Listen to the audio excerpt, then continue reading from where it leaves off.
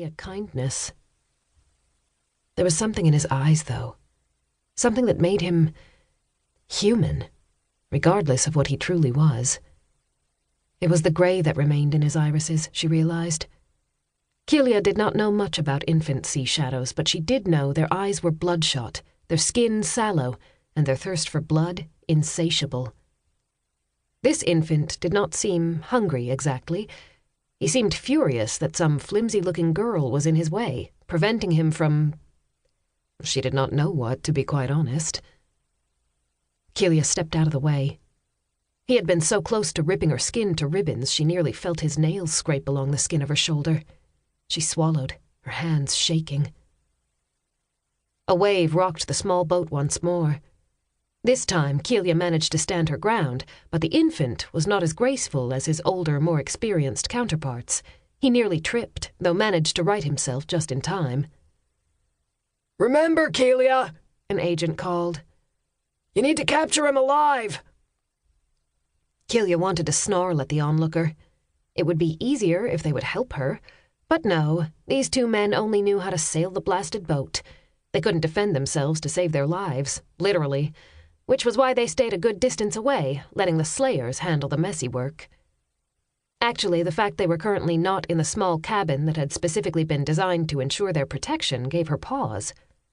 Why were they outside watching her? Who were they to give her pointers on how to fight? At that moment, the infant struck, slicing her cheek with his nails, more like claws since he was a shadow, so she felt the ripping skin tug downward until she yanked her face away from his grasp. If she didn't clean that as soon as she got back to the fortress, she'd be facing an infection. No more distractions, Kelia. Taking a breath, she raised her blade. She was ready to strike when a gust of wind blasted her face, sending her braid into disarray, ripples of hair coming free. Kelia had to close her eyes due to the strength of the blast, tightening her core muscles to keep the wind from throwing her off balance. At least she wasn't the only one. The infant seemed to be struggling himself.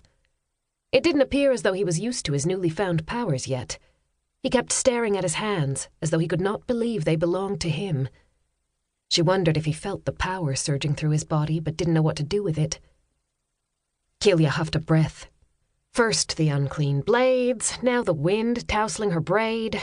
This was not going the way she planned. It didn't help that the sea was not cooperating with her either, not that it ever did. She was much more skilled on land compared to the ocean. At least the land was solid, and it did not move out from under her. At that moment, Kelia took a step forward and struck. The blade sank into his side. He let out a piercing scream, one that shook the entire boat. This time, her blade was not laced with liquid silver. For some reason, the society required he be brought in alive. She had no idea why. It was not as though they could question him. He did not seem to be in his right mind in the first place. If they thought he would be able to understand their questions and provide rational responses, well, she was not one to question the society. Kelia yanked the blade from his flesh, sending drops of dark blood flying everywhere.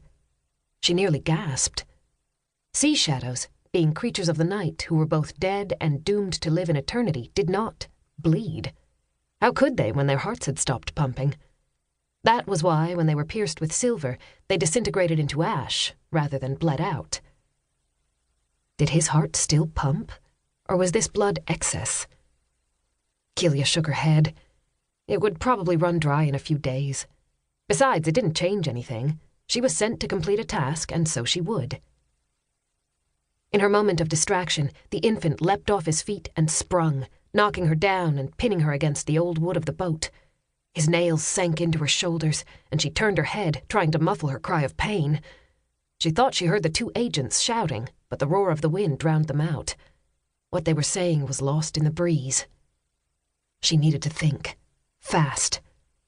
The infant snapped at her neck, and she strained against him, pulling back as far as she could so his teeth only grazed her skin. She was going to die. Or worse, he was going to turn her into one of them. Allowing herself to be distracted might have been fatal. She shouldn't have pondered on the oddity of infants. That had always been her greatest fault. How many times had her trainer chided her for not paying attention? He didn't understand how she could even think of anything else when her life was in danger. It went against human nature.